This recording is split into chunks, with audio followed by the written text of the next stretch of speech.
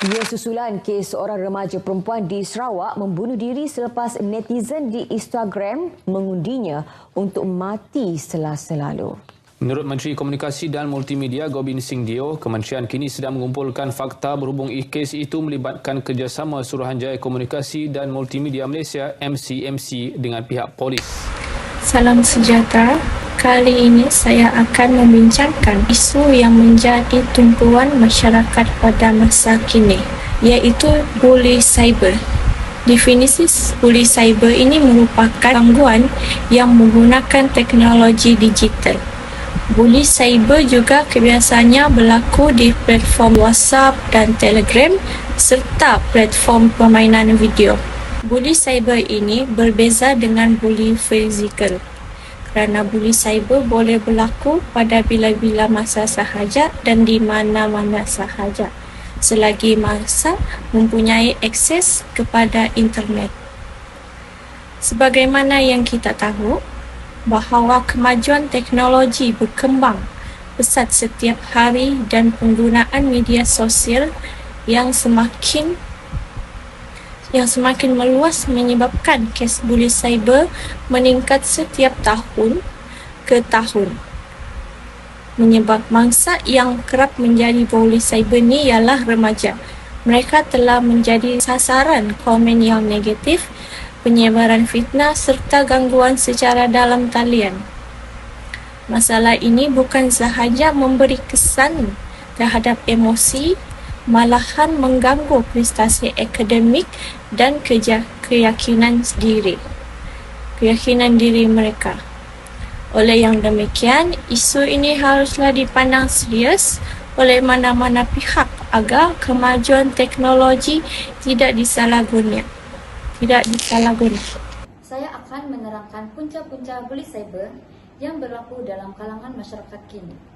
Antara punca utama buli cyber ialah sikap kurang bertanggungjawab. Sesetengah individu berani menghina atau mengugut orang lain kerana merasakan identiti mereka sukar dikesan di internet. Keadaan ini menyebabkan mereka tidak memikirkan kesan perbuatan mereka terhadap mangsa. Selain itu, kurangnya kesedaran tentang kesan buli cyber juga menjadi faktor. Pembuli sering menganggap tindakan mereka hanyalah gurauan, sedangkan kata-kata negatif yang ditulis boleh menjejaskan emosi dan keyakinan diri mangsa. Seterusnya, perasaan iri hati, dendam, dan tidak puas hati mendorong seseorang melakukan buli cyber. Mereka menggunakan media sosial untuk menghina atau memalukan orang lain bagi melepaskan kemarahan mereka.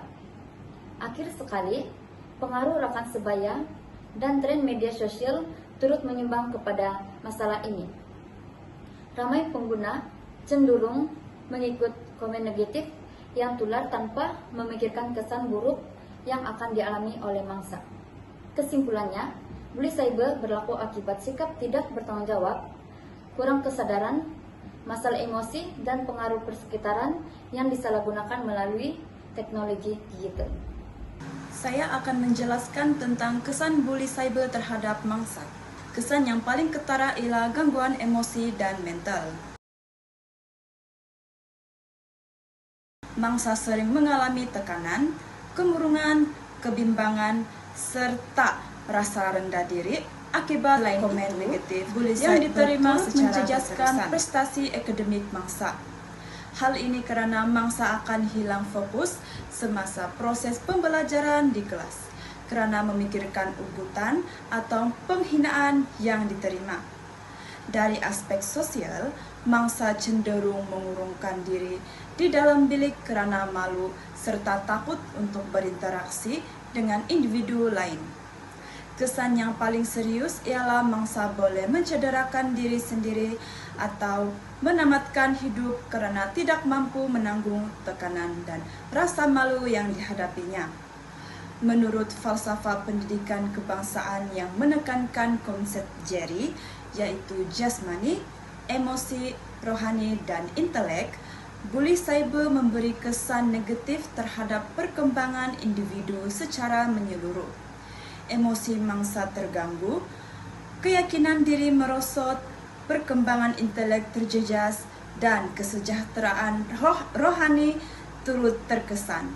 Oleh itu, semua pihak perlu bekerja sama bagi membendung masalah bully cyber bagi melahirkan masyarakat yang seimbang dan harmoni.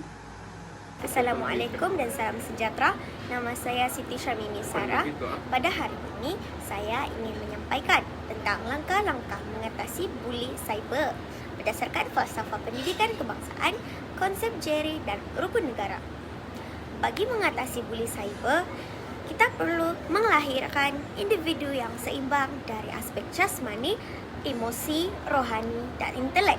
Dari aspek intelek, pelajar perlu diberikan pendidikan tentang penggunaan teknologi secara beretika dan memberitahu tentang kesan buruk bully cyber. Dari aspek emosi dan rohani pula, pelajar perlu mengawal perasaan, mempunyai empati, serta menghormati perasaan orang lain ketika berinteraksi dalam talian. Dari aspek jasmani pula, penglibatan dalam aktiviti positif dapat membantu dalam pembentukan disiplin dan sahsia diri yang baik. Selain itu, penghayatan prinsip rukun negara dapat dilihat dari kesopanan dan kesusilaan serta kepercayaan kepada Tuhan dapat membentuk pengguna media sosial yang beradab, bertanggung jawab dan tidak menyalahgunakan teknologi untuk menyakiti orang lain. Bully cyber dapat dibendung melalui pendidikan, kesedaran diri, dan kerjasama semua pihak supaya dapat melahirkan masyarakat digital yang beretika dan harmoni. Secara keseluruhannya, bully cyber merupakan satu isu serius yang tidak boleh dipandang ringan oleh masyarakat. Walaupun teknologi dan media sosial pada masa kini membawa banyak manfaat kepada manusia, tetapi penggunaannya perlulah dikawal dengan bijak dan beretika.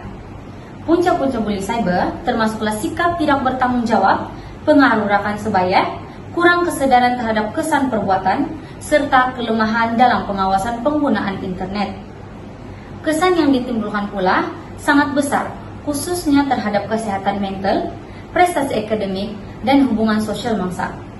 Oleh itu, semua pihak termasuk keluarga, sekolah, masyarakat, dan kerajaan perlulah bekerja sama dalam membendung masalah ini. Kita sebagai pengguna media sosial haruslah menggunakan platform digital secara berhemat, bertanggung jawab, dan berlandaskan nilai moral yang tinggi. Ingatlah bahwa setiap komen, perkongsian, dan tindakan kita di alam maya mempunyai kesan terhadap kehidupan orang lain.